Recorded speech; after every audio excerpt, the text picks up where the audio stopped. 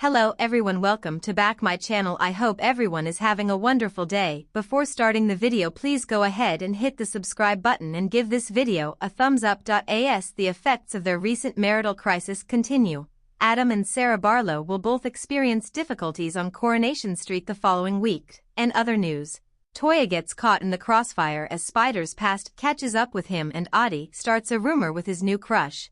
When Adam reads about the unidentified local gangster's murder in the Weatherfield Gazette, he becomes concerned. Damon had already engaged in shady transactions with the man who has been arrested for the crime. Adam is concerned that Damon has died as a result of his recent harsh scheme to get rid of his romantic rival. Sarah is irritated to see Adam looking through her phone when she gets home after a productive day at the workplace. Adam demands to know whether Damon has recently communicated with her. Adam explains himself and admits that if Damon is dead, he is partially to blame. While rushing to the hospital, the pair becomes sidetracked when Sarah realizes she is bleeding and may be losing the baby. When Sarah learns after a visit to the hospital that the baby is healthy, she is relieved.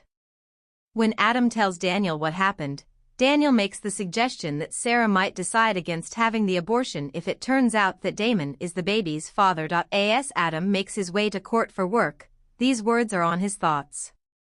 Adam begins to sway and drift off as he defends a client.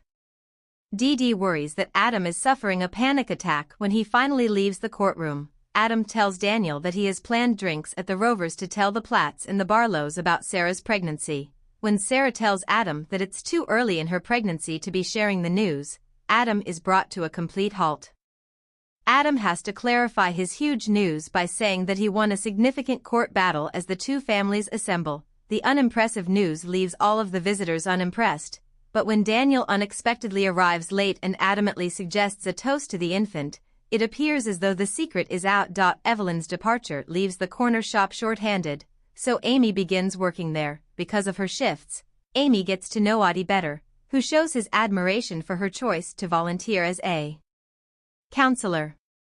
Nina and Asha pick up on Audie's apparent crush on Amy right away. Birdie, eating Gemma's antidepressant medication when she was meant to be watching over him, has Beth angry. Beth reports Gemma to social services because she is adamant that there should be repercussions. Later, social worker Mandy shows up at the Winterbrown residence to discuss what transpired with Gemma. Mandy tells Gemma that she may be subject to a sizable fine when she acknowledges that she was caring for 6 children at the time, even though she is not a certified childminder. As she frets about money, Gemma's difficult circumstances persist. Jenny makes note of Henry Newton, Gemma's ex-boyfriend, who is presently hiring. As Chesney wouldn't be pleased, Gemma advises against doing this. George Banks will reprise his role as Henry in the serial opera Corrie, the network said this week. At the Rovers, Gemma's anxiety increases as Beth seizes the chance to confront her about Birdie once more. Chesney intervenes and requests that Kirk persuade Beth to back down. Will Beth heed Kirk's intervention to say that Gemma is suffering greatly because of Paul and deserves her forgiveness? In a meeting, Spider is encouraged to accept a new undercover position by his superintendent. Spider would have to leave with a new identity as part of the mission.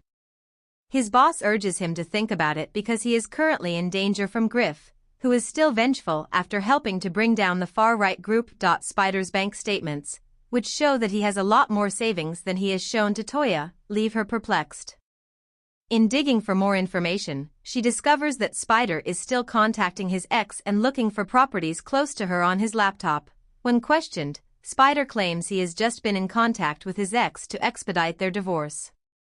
He adds that he had a sizable amount of savings but decided to utilize them to purchase Toya a particular gift. As Spider presents Toya with an engagement ring and proposes marriage, everything is made plain. Spider becomes concerned when one of his adversaries contacts him and requests a meeting.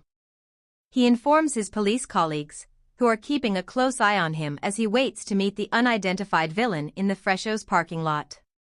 When nobody arrives, their expectations for answers are dashed. When Toya returns to the flat, an enigmatic woman introduces herself as Spider's wife and asks to see her. But when Spider gets back to the cobbles and Leanne tells him that, he says that his wife isn't even in the country right now. As soon as possible, Spider calls Toya and informs her that the woman she is chatting to is a fake. Toya maintains her composure while trying to buy some time by acting as if nothing is wrong. Sadly, Toya and Sam have vanished by the time Spider and Leanne reach the flat, and the floor is covered with blood. When Audrey observes Elaine in a happy mood, she is taken aback. Compared to Stephen's unfounded assertions that Elaine has depression, this is a long cry. Stephen persists in spreading his untrue narrative, saying that Elaine is acting and that he is still concerned that she may attempt suicide. When a positive Elaine joins her family and friends to celebrate Sally's birthday at the bistro later, Stephen's lies are put even farther in jeopardy. Peter informs Ryan that he will be traveling to Ireland to visit his mother Michelle, who has been noticeably absent during his recent acid attack ordeal. Michelle has been Ryan's rock during this whole ordeal. Daisy runs out when she gets the news, still feeling unhappy about how she ended things with Ryan. When Shona discovers Max getting ready for a picnic, she assumes he would be meeting up with his girlfriend Sabrina. Sabrina doesn't know anything about it, so when she reveals it to her, she understands she might have stepped on toes. Max gets up with his ex-girlfriend Lauren in secret and learns that her father Reese has requested her to go visit him in jail. When Sabrina discovers them together, she is not happy. Later on in the week, Max is honest with Sabrina by telling her he'll be going with Lauren to see her dad Reese in jail. Max is apprehensive about running into Reese once more at the jail. Reese asserts that the sole reason he joined the far-right gang was because Griff was endangering Lauren's life. Max realizes Reese and Lauren are both pushing for him to lie to the police in order to have his sentence reduced. Thanks for watching this video. Please subscribe our channel Street Gossip for more update news.